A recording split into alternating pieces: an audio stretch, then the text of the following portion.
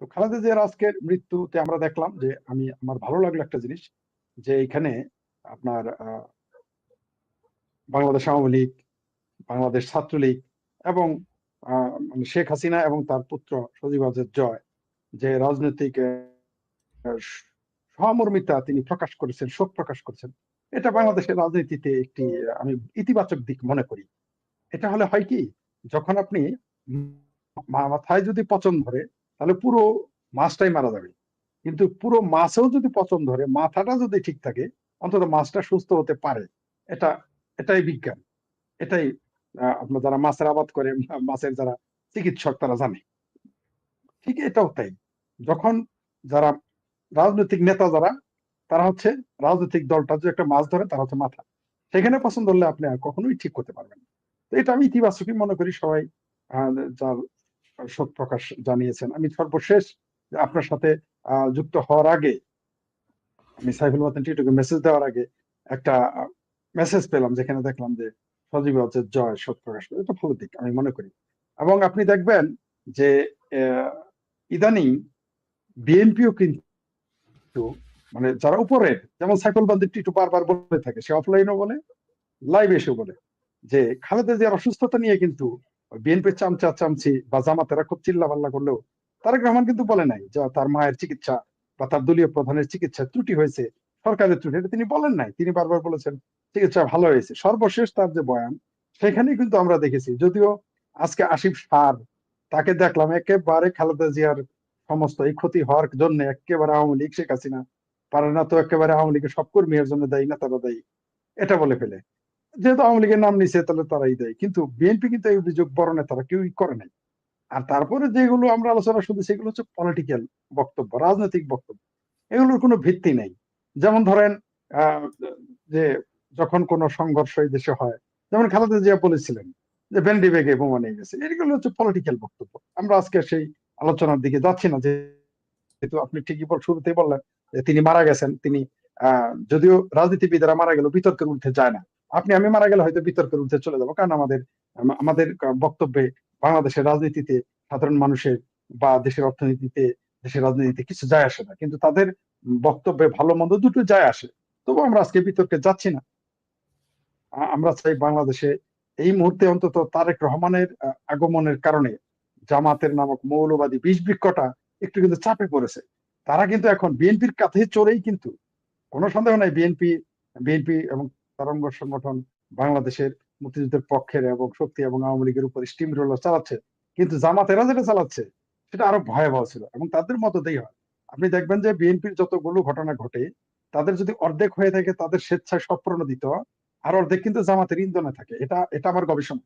এমন না যে আমি এই 14 মাস 16 মাসের কথা বলতেছি, আমি 20 বছর জামাতে গবেষণা করেছি। আওয়ামী লীগ বিএনপি, এমনকি আওয়ামী লীগের ভিতরে, এমনকি বিএনপির ভিতরে, বিএনপির দ্বন্দ্বের ভিতরেও জামাত জড়িত থাকে, এরকম অন্তত 100টা কেস আমার কাছে আছে, যেগুলো মানে আমি চেয়েছিলাম যে এটা যেন সত্য না হয়। আমার অনুমানটা দেখেছি না, আমার অনুমান সত্য। তো বাংলাদেশে আজকে আপনি জানেন যে যে ঘটনাগুলো ঘটতেছে, আপনারা হয়তো জানেন না, সরি আপনারা অবশ্যই জানেন, আপনারা তো কম বুঝেন না, রাজনীতি কম স্টাডি করেন না, কম খোঁজ রাখেন না। জামাতেরা কিন্তু খুব খুশি হয়েছে খালেদা জিয়া মারাতে, মরে যাওয়াতে, বিএনপির মানে এই ঘোষণা দেওয়াতে মরা। জামাত বিএনপির আওয়ামী লীগের কিন্তু তার সমালোচনা করতেছে, কিন্তু খুশি হয় নাই কেউ যে সে মারা গেছে। কিন্তু জামাত কিন্তু মনে মনে বেজায় খুশি হয়ে গেছে। কিন্তু তাদের এই খুশি কারণ হলো যে খালেদা জিয়া মারা গেলে একজন নারী নেতৃত্ব থাকলো না, এখন তারা জোরে সরে বলবে নারী নেতৃত্ব হারাম, নারী নেতৃত্ব হারাম, নারী নেতৃত্ব, এই স্লোগানটা এখন দেখবেন খুব বেশি বেশি দিবে বাংলাদেশের। খালেদা জিয়া যেদিন মারা গেল আজকে থেকেই দেখবেন যে এই যে নেক্সট জুম্মাবার থেকেই প্রত্যেক জুম্মাবারে দেখবেন আগের চাইতে 20 গুণ বেশি নারী নেতৃত্বের বিরুদ্ধে কথা বলবো। অলরেডি ওই যে এটিএম কি আজাহারুল নাকি আছে, চিটাগাং এর এক বদমাইশ, ওই সন্ত্রাসী জঙ্গি আজাহারুল মৌলভী মুফতি, যে এরকম পাতলা নায়ক, সে কিন্তু বিবৃতি অলরেডি দিয়েছে।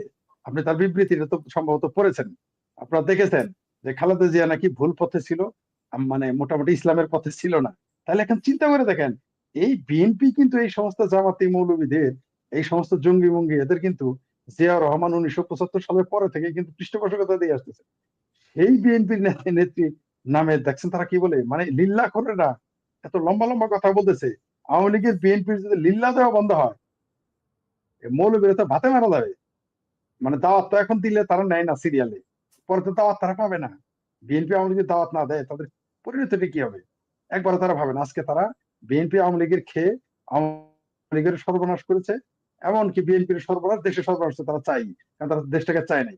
আপনি দেখেন সজীব ওয়াজেদ জয় আজকে কিন্তু একটা চমৎকার কথা বলেছে, একেবারে যেটা যেটা সৈয়দ আশরাফ সাহেবের বক্তব্যের প্রতিধ্বনি। তিনি বলেছেন যে বিএনপি বাংলাদেশ আওয়ামী লীগের রাজনৈতিক প্রতিপক্ষ, রাজনৈতিক প্রতিদ্বন্দ্বী, ক্ষমতা প্রতিদ্বন্দ্বী, কিন্তু তারা শত্রু নয়। কথাটা তিনি এইভাবে লিখেছেন। আজকে আমি আমার কাছে যেটা এসেছে, আমি জানি না সেটা এডিট করা কিনা, কিন্তু আমি যেটা পেয়েছি সম্ভবত এডিট করা নয়, কারণ যিনি পাঠিয়েছেন তিনি এডিট কোন জিনিস আমার কাছে পাঠানোর কথা না।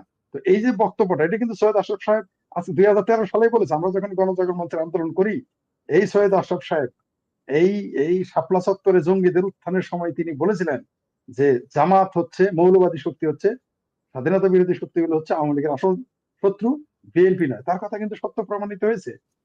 বিএনপি কোনো সন্দেহ নাই রাজনৈতিক প্রতিদ্বন্দ্বী, কোনো সন্দেহ নাই এতে কোনো, এমনকি তারাও অনেকটা পাকিস্তান পেয়ারি, কোনো তাতেও সন্দেহ নাই।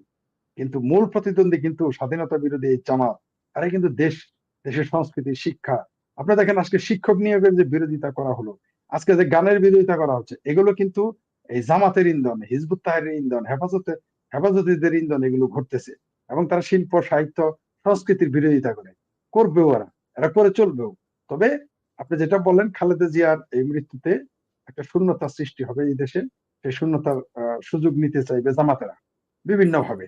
আবার বিএনপির ভিতরেও বিদ্রোহ হতে পারে, সমস্যা হতে পারে কিছুটা, আমার সম্ভাবনা উড়িয়ে দেওয়া যায় না। তবে আমরা চাই বাংলাদেশে সুষ্ঠু রাজনীতি, যদিও সম্ভাবনা খুব কম, তারপর আমরা আশাবাদী যে বাংলাদেশের সুষ্ঠু রাজনীতি, আপনার পরস্পর সহাবস্থানের রাজনীতি আসুক।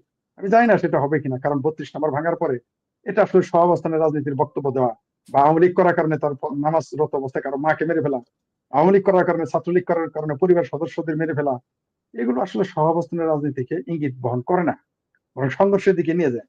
আমরা চাই যে খালেদা জিয়ার মৃত্যুর পরে যে দুই পক্ষ থেকে, আপনি দেখেন তারেক রহমান বাংলাদেশে এসেও আওয়ামী লীগের খুব একটা সমালোচনা করে, মানে যে ভাষায় আমরা তাদের বক্তব্য দিতে দেখি, ওরকম করা কোনো আওয়ামী লীগের শব্দটা নিয়ে তারা ওরকম ভাবে বলেনি।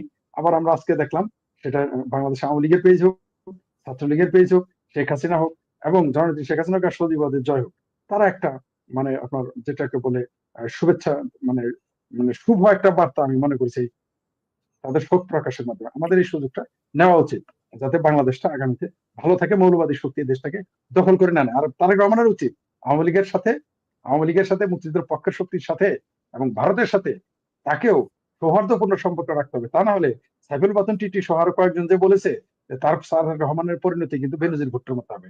তারেক রহমান যদি বেনজির ভুট্টোর পরিণতি বরণ করতে না চায়, অর্থাৎ সে যদি জঙ্গি, জেহাদি, জামাতি, হেফাজতি, চরমনাই, হিজবুতিদের হাতে বম্বিং এ না মরতে চায়, তাহলে তাকে বাংলাদেশের গণতান্ত্রিক শক্তির সাথেই মিলে থাকতে হবে বলে আমি মনে করি।